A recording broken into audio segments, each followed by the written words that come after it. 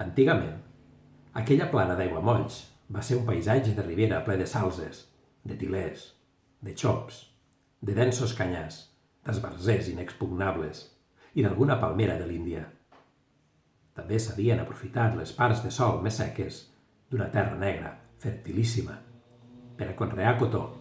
hortalisses i plantar pereres i tarongers. En canvi ara,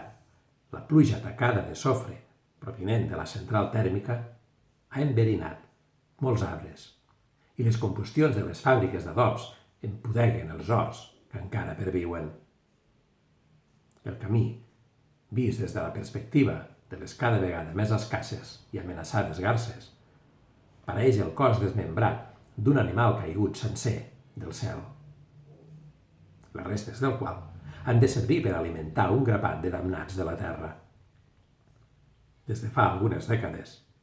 s'han asfaltat les antigues sendes de terra que conduïen els horts amb un quitrà de mala qualitat, que a mesura que ha augmentat el trànsit de cotxes s'ha esquerdat i omplert de sots. Aquestes vies, que s'obren com una mà